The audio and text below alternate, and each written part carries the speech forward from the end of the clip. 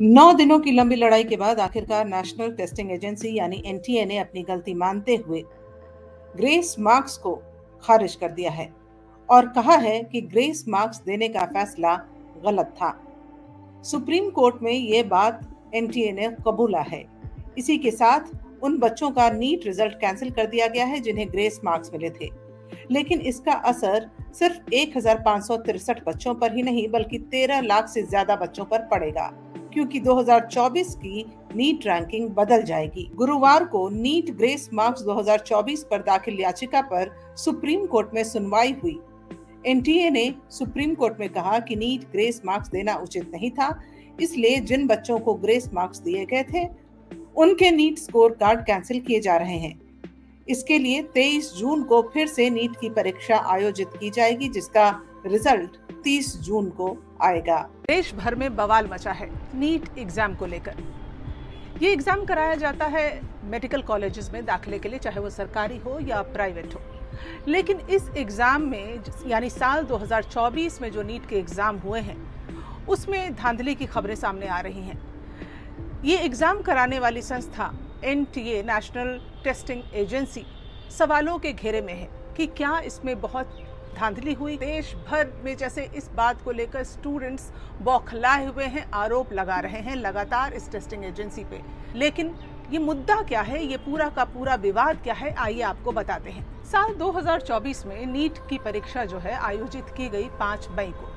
14 जून को रिजल्ट्स आने थे, लेकिन 10 दिन पहले ही रिजल्ट्स आ गया, यानी 4 जून को।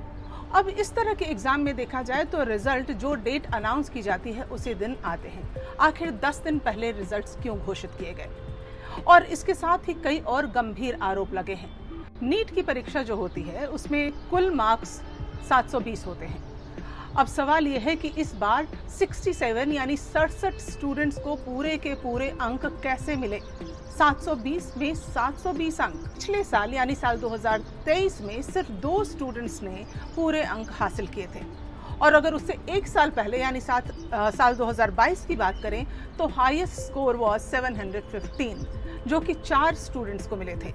और 2021 में तो आंकड़े देखिए, 3 स्टूडेंट्स को 720 में 720 मिले थे, और इस बार ये 67 स्टूडेंट्स तक ये आंकड़ा पहुंच गया है। क्या ये यकीन करने वाले आंकड़े हैं? एक जो सबसे बड़ा विवाद है वो ये कि हरियाणा के एक ही स्थान के एक ही सेंटर के कुछ स्टूडेंट्स को एक जैसे मार्क्स कैसे मिल जाते हैं। एक और विवाद है, रैंक जो है वो किस आधार पर दिया जा रहा है। तो आपको पता चलेगा कि आवेदन के आधार पर रैंकिंग की जा रही है। तो एनटीए ने जो ब्रोशर जारी किया था उसमें कहीं भी इस बात को मेंशन नहीं किया गया था कि आवेदन के अनुसार रैंकिंग दी जाएगी। यानी अगर 720 अंक लाने वाले 67 स्टूडेंट्स हैं तो क्या 67 स्टूडेंट्स का रैंक 1 होगा? नहीं ना। तो कैसे रैंकिंग की जा रही है? उनके आवेदन संख्या के हिसाब से, यानी जिसने पहले आवेदन भरा, जिसने पहले फॉर्म फिल किया, उसकी रैंकिंग 1 होगी। अब देखिए, नीट के एग्जाम में इस बार एक स्टूडेंट को 718 अंक मिले, एक को 719 अंक मिले। क्या ये संभव है? क्योंकि ये जो पैटर्न है एग्जाम का, इसमें अगर आप सही आंसर देते हैं तो 4 मार्क्स, अगर गलत आंसर देते हैं तो 1 मार्क आपका कटता है। तो अगर आपको या तो कुल मार्क्स आएंगे 720, या तो फिर उससे नीचे अगर कोई मार्क्स आएगा तो वो 716 या 715 हो सकता है। लेकिन 718, 719 ये वास्तविक नहीं लगता। तमाम तरह की खबरें सामने आई कि 5 मई को जब एग्जाम होने थे उससे ठीक पहले पेपर लीक हो गया। कि एनटीए ने पेपर लीक के मामले को सिरे से खारिज कर दिया है। एनटीए का क्या कहना है? एनटीए कहती है यह ध्यान देने वाली बात है कि कोई भी ऐसी रिपोर्ट नहीं है जो पेपर लीक के बारे में साक्ष्य प्रस्तुत करती हो। ये घटनाएं नकल, गलत पहचान से संबंधित हैं, ना कि पेपर लीक से। हालांकि इस मामले की चल रही जांच के नतीजों का इंतजार है, ऐसा एनटीए मानती है। परीक्षा रद्द किए जाने की जो याचिका है उस पर 11 जून को सुप्रीम कोर्ट ने सुनवाई की और कहा, ये ध्यान दीजिए आप, ये बहुत गौर फरमाने वाली बात है। सुप्रीम कोर्ट ने साफ साफ कहा कि नीट की पवित्रता प्रभावित हुई है और हमें जवाब चाहिए।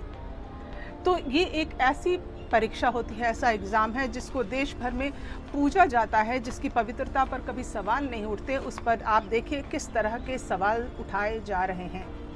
क्या हम वास्तव में अपने आने वाली पीढ़ी को एक ऐसा समय दे रहे हैं, या आप कह लीजिए ऐसे पायदान पर रख रहे हैं जो कि गलत तरीके से हासिल किया गया हो। आप क्या सोचते हैं? अपनी राय जरूर रखिए। अभी के लिए इतना ही। नमस्कार।